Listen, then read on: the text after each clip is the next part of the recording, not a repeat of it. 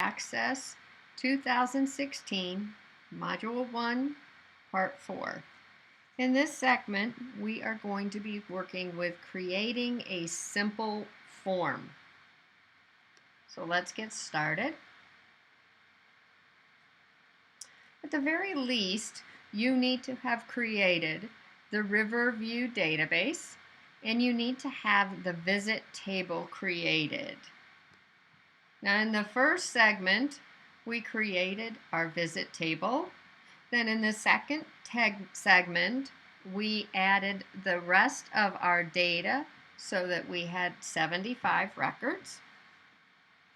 In the last segment, we worked with our simple query wizard to create a query that showed a subset of the information in the visit table.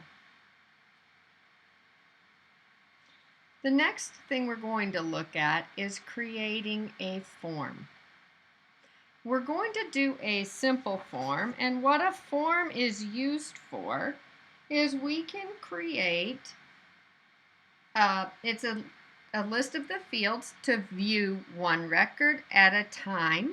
We can also edit and enter data through a form.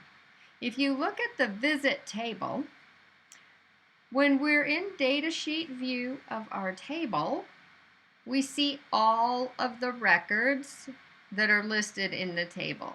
So you see multiple records at one time. A form allows you to view them one at a time, and they're laid out a little differently on the screen with data entry boxes and field headings to allow us to create those or to enter those fields. Okay, so we're going to start out doing a simple form. So in order to do that, what you want to do is click on the visit table, make sure that is the active object, and then click on this first button that says Form. Now you may not have had this property sheet open. Sometimes it opens if you've had it open before, so I'm going to go ahead and close that. And you can see that it created a form viewing all of our records one at a time. And it has all 5 fields from your table. So notice you have navigational arrows at the bottom. So again, we can move around to the various records using these navigational buttons. If you change data or information here on this form, it will also update the data within our table.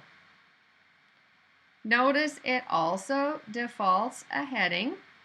This title or heading of our form is defaulted in from the table that created it. So we're going to go ahead and save. Since we did not use a wizard to create this, we do have to come in here and save it. So I'm going to call this visit data. When you do that, you'll notice it adds the form over here on your object pane. Now one thing I did want to show you are the different views. Okay, we have currently in layout view. Layout view, you'll notice the box is what is selected. Okay, allows us to change the size of the fields or the text that's in those boxes. So this allows us to make changes to it. Design view also allows us to make some changes but has a different look to it. It's a gritty look. You'll learn later on some changes we'll make in different views. Okay, but these two views allow us to edit the form. Both form layout view and design view are there for us to make changes. If you switch to form view, you'll notice now that the data is what is highlighted. So if you need to make changes to your records, you need to be in form view. This is where it will allow you to type in any changes to the data. Let's close this, and before we conclude, I'm going to save the changes. Before we conclude this segment, I want to show you what will happen if you have the wrong object selected when you create your form. So if I had opened up the query, and that was the last thing I was looking at, so my query was the active object, and I went to create and then chose form, you'll notice that now my form only has the 3 objects that were in my list query, and it defaulted the name to match the query name. Now, it's harder to spot this if both the query and the table have the same name. In Access, I can have 2 different objects with the same name. I just can't have 2 of the same type of object with the same name. So I couldn't have 2 tables called visit, but I could have a query and a table, both called visit. So it does get a little harder to see if they are named the same.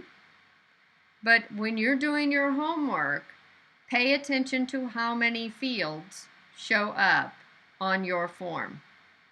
If only the number of fields show up on the form that are listed on the query, then you have used the query as your starting object. And if you've done that, just simply click the say no, then click on the table and go back to your form button on create, and it'll have all 5 fields. So pay attention to the fields that show up. That will help you from making errors on your SAM submit. And that concludes this segment. I'm going to go ahead and close this and not save it because we already have one. That concludes this segment. And our final segment for Module 1 will be working with a simple report.